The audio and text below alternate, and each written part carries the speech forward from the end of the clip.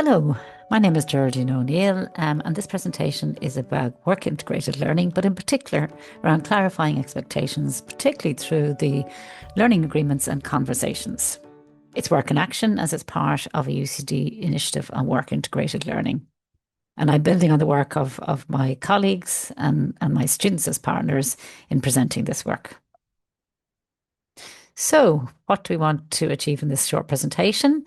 I just want to talk about what learning agreements are and what they're not, to highlight their role, in particular in clarifying expectations and setting realistic goals, and the role of conversations and reflections in this aspect. This piece of around learning agreements is part of a wider project on work integrated learning. And this is an emerging taxonomy from UCD, and it looks so our understanding is that work integrated learning includes all these kind of four areas. The common ones are particularly those off campus placements and clinical placements, but also a growing area of applied projects, applied research, and then some shorter experiences in this area here. So, what are learning agreements, sometimes called learning contracts? They're an agreement that makes explicit what a learner will do and achieve against specific learning outcomes. They're often negotiated agreement between students and their educator, gives the students some greater responsibility. It improves students' learned sense of responsibility and establishes more learner-centered learning objectives. Therefore, it can enhance students' self-directed learning and motivation, particularly around confidence, recognition of value, responsibility, and satisfaction. So they are known to be very valuable. I suppose what they're not, because the language is very interchangeable, they're not the agreement, often called host agreements, that are done before placements, before students are allocated. And these types of documents have roles, responsibility, health and safety, and GDPR issues, and many other things. But they're not that. They are very much a kind of a learning tool for students uniquely. So they do look a little bit like this. They usually have something, a column around what I need to learn as a student, and maybe what I'd like to learn, how am I going to achieve them, what resources do I need, how well am I doing on these objectives, and what's the time frame. So they many different versions of them, but this is one such version, and there are many other versions available. Why would you use them? Well, first of all, they personalize learning because they do allow students to negotiate some aspect they might like to learn or need to learn. It promotes ownership of learning objectives. It provides a visible structure. You can see what it looks like. And the learner has some responsibility in evaluating, judging the outcomes. From my own work, what I found is that they were very valuable in clarifying expectations. It ensures alignment with curriculum goals, what they're meant to be learning from the institution and from their curriculum. Again, empowers students, but it also supports the external stakeholders. And when I say external stakeholders, I mean practitioners, hosts, supervisors, many different language around that. So our students as partners, Ruth and June, were involved in a piece of work with us to talk to other students within UCD about what learning agreements are, their understanding. And some students had experience of it. So this particular student said, well, it really helped her to know what she was assigned to her and make that transparent. It helped her reflect on the company's culture and ethos. It had made her feel more confident after that first conversation. We showed them the first draft we have of a learning agreement, and this student said, yeah, very useful, but maybe one size doesn't fit all, and maybe it might need to be different types of these kind of learning agreements in different contexts, like lab-based or research projects type of experiences. And then other students had not experience of them.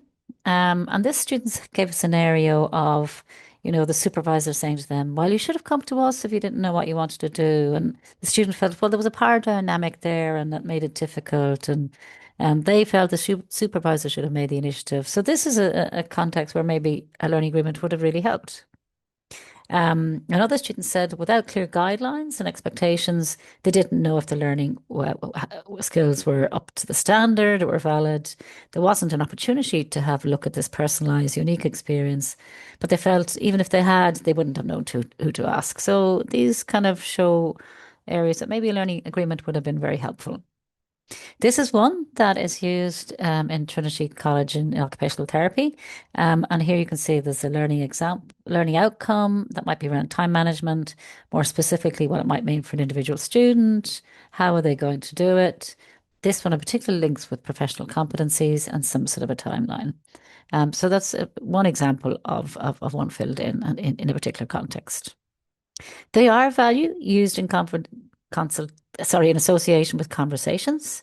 So they're not just a document, they're something that should be live and active and dynamic, and that should be used as part of a conversation. And conversations and dialogues are really key with the different stakeholders, between the different stakeholders, and different stakeholders come at it differently. Sometimes supervisors, practitioners can use it as an opportunity to advise, praise, elicit, probe. Whereas peer dialogue, students to students, sometimes again might help with recognition, probing, social aspect of it too. And self dialogue is another key one. And this author particularly advocated, using maybe peer dialogues. And they also started to say, well, conversations are kind of like a form of reflection that help with different views. And actually, it really links with this idea of reflection. So, where does reflection come in? A lot of the literature talks about reflection in these kind of practice based areas. And this is a little summary of how you can get better reflection, deeper reflection.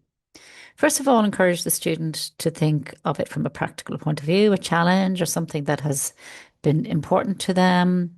Then encourage them to step back and look at it from a different angles. Maybe challenge some of the assumptions that they might be thinking about it.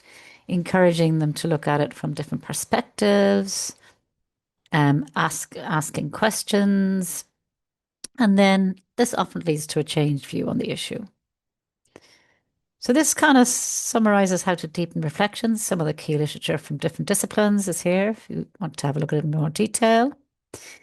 And this tool here in the University of Edinburgh is a very useful web page because it talks about it from the student's point of view, gives lots of different tools on how to reflect and what that's all about, but also how you as staff might support it, either whether you're on campus or off campus, and some of the key literature. So very useful resource for encouraging student reflection. And in that resource also it gives different models for reflection. And this can be used in association with the learning agreements, either pre, post, or during the process of using them. We have started to develop a new resource, and it is looking with the help of our students as partners. We've looked at it from the different timelines that there are in this kind of work integrated learning process. Preparation phase, the first conversation, ongoing conversation when they're out on their experience, the final reflections, and then sort of looking forward. So some of these are during the experience, and some of these are kind of either pre or post the experience, with the key stakeholders identified there. So the first phase, the sort of things people might be looking at in relation to learning agreements and conversations is this is before students even go out to the external stakeholders. But what things they can do here is like exploring, well, what does my modular program require? What does the institution require of me for this experience? But what are my own goals? I might have some extra ones that I want to do. And the key people in this are often those on campus. So students, educators, maybe and other institutional stakeholders. The next sort of phase really is when they're now on placement or on the work experience, like then looking back at what they've put down on paper, but are they realistic? Are they what the external stakeholder might expect? And is there any, and at that point, then, do you need to clarify expectations? Do you need to repivot? Do you need to kind of rethink, recalibrate what the expectations might be for this particular experience? And again, the external stakeholder and the student are key to this phase. And then you might find further along in the experience there is a need for further conversation or further revisit, looking at what's working well, what do I, the student, need feedback on? Are there educational goals that I still need to achieve, I haven't done? Do I need to adjust my expectations? And do I need to refill it in the learning agreement to kind of represent that change or that kind of different experience that might have emerged? So again, the student and the external stakeholder are key here. A key aspect of this kind of later phase or mid to later phase in the experience is how well am I doing on these objectives? Now, I'm drawing here from the National Understanding of Assessment. Feedback here is really key. But feedback can be staff, or in this case, maybe the external stakeholder giving some feedback on the different objectives that the students have, how well they're doing. But a really key aspect of this whole work, integrated learning, is the students monitoring their own work, really developing that skill. This is often called assessment as learning, where they start to judge how well they're doing and share that with either their peers or the external stakeholder. Then, sort of at the end of the experience, there's a chance to look at what went well. What did I do that I, the student, achieve, not achieve? What could I improve on? And again, the key stakeholders at this point are the student and the external stakeholder. And then, when they finish the placement and they're back probably on campus, they need to build on it and to look forward. Either it can be to the next opportunity or it could be to a career. And what did I learn again? What learning do I bring to the next experience? Have I documented these either learning achievements or competencies somewhere on the learning agreement or elsewhere? And the list of stakeholders involved now are much wider. Um, The other way of reflecting at this kind of later stage in the literature is there's two ways. One is online digital storytelling is becoming very popular. First of all, it's a different type of media. Telling the stories is something that might feel a less threatening, more authentic kind of way of thinking or reflection. So that's one particular way. And critical incidents is another way. And that's where students might pick after the whole experience one particular thing that either bothered them either negatively challenge them, or indeed it can be positive, something that was excited about, learned, and really interrogating that in some sort of reflection. They can be used for assessment if you want. Generally, they're not quite nice if you don't have to be assessed because it allows for more freedom and things. But if you feel you want to build it into your curriculum, about it all, say that it is one of the ways that you can assess work integrated learning as long as a clarification of the assessments required. And certainly within UCD, the three types of assessments that maybe learning agreements might fit in under are, first of all, participation in learning. That's an approach where you can give some credit, some grades to just taking part in it. So in other words, that they engage in it, have the conversations and fill it in, that there's evidence that they've actually done it. It doesn't matter how well they did it, whatever, that they've done it. And that's kind of a lighter version. Or it can be built into portfolio or reflective assignment.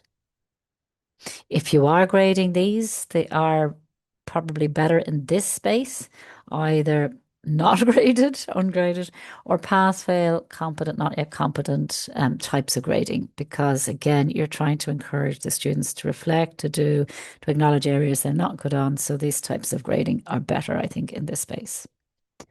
This is an example of how, if you're in a professional kind of course, you might have to have a kind of built-in competency area, and you may formalize it by assigning it. That is just particularly if it's going to be assessed, it formalizes it a little bit more.